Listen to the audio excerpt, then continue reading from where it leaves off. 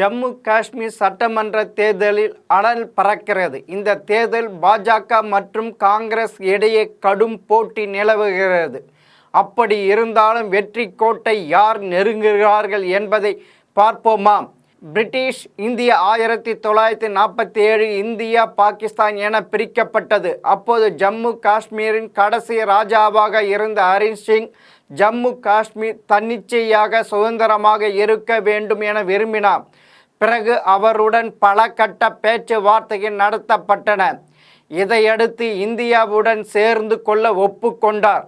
பேச்சுவார்த்தையின் போது எடுக்கப்பட்ட முடிவுகளின் அடிப்படையில் இந்திய அரசமைப்பு சட்டத்தில் பிரிவு 370 சேர்க்கப்பட்டது. அது காஷ்மீருக்கு சிறப்பு அந்தஸ்து வழங்குகிறது.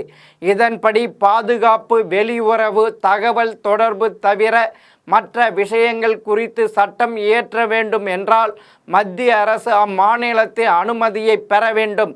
இந்த சூழ்நிலையில்தான் மத்திய பாஜக அரசு தீவிரவாத, ஊடுருவல், தேசிய பாதுகாப்பு போன்ற விஷயங்களை கூறி கடந்த 2023 ஜம்மு காஷ்மீருக்கான சிறப்பு அந்தஸ்தை ரத்து செய்தது. அப்போது மாநில அந்தஸ்தில் இருந்த ஜம்மு காஷ்மீரை 2 யூனியன் பிரதேசங்களாக பிரிக்கப்பட்டன.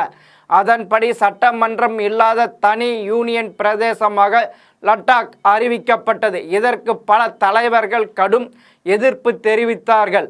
ஆனாலும் தனது முடிவில் இருந்து மத்திய பாஜக அரசு பின்வாங்கவில்லை. இந்த நடவடிக்கைக்கு பிறகு அங்கு அமைதி நிலவுவதாக பாஜக தலைவர்கள் கூறுகிறார்கள். ஆனாலும் தீவிரவாத தாக்குதல்கள் போன்ற பல்வேறு விஷயங்கள் இன்றளவு நிலவி வருகின்றன.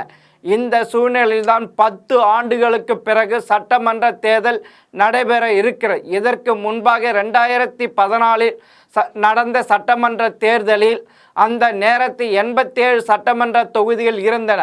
ஆனால் 2023 சிறப்பு அந்தஸ்து நீக்கப்பட்ட பிறகு தொகுதி மறுசீரமைப்பு செய்யப்பட்டது.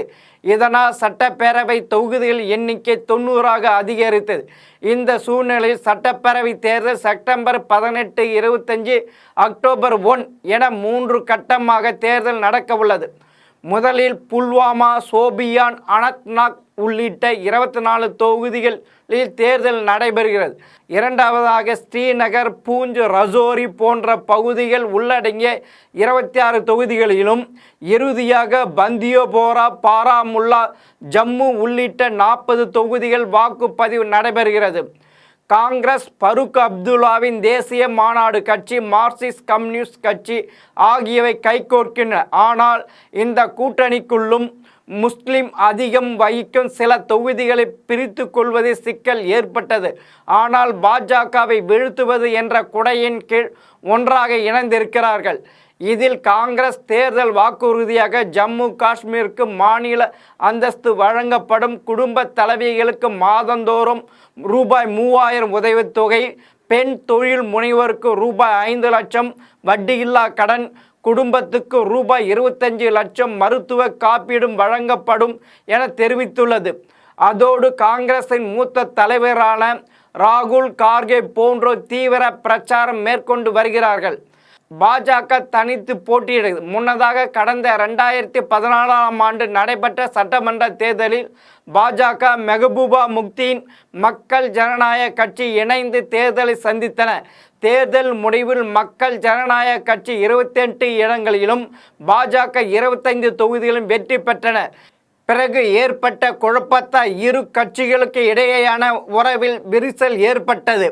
இம்முறை தனித்து களம் காணும் பாஜக பயங்கரவாதம் மற்றும் பிரிவினவாதத்தை ஒழிப்பதில் கவனம் செலுத்தப்படும்.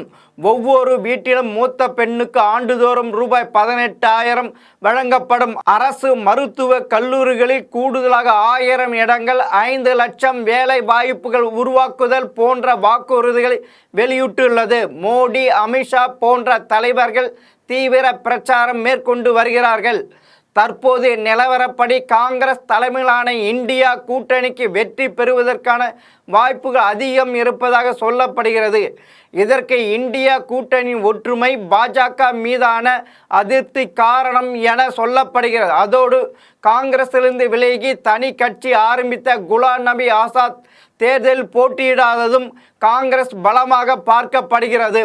அதோடு முடிந்த பாராளுமன்ற தேர்தலில் பாஜகவுக்கு எதிர்பார்த்த வெற்றி கிடைக்கவில்லை. மாநில அந்தஸ்து வேண்டும் என்ற மக்களின் கோரிக்கை நிறைவேற்றப்படவில்லை. அடிக்கடி நடக்கும் தீவிரவாதி தாக்குதல் என பாஜகவின் முன்னால் ஏராளமான சவால்கள் இருக்கின்றன. எனினும் சுயேட்சைகள் ஆதரவுடன் களம் இறங்குகிறது பாஜக. விரைவில் நடக்கவிருக்கும் தேர்தல் மக்கள் மனதை பிரதிபலிக்கும். இப்போதைய நிலையில் ஜம்மு காஷ்மீர் காங்கிரஸ் கை ஓங்குகிறது, பாஜக அல்லாடுகிறது. மீண்டும் இன்னொரு தகவலோடு சந்திக்கிறேன். வணக்கம்.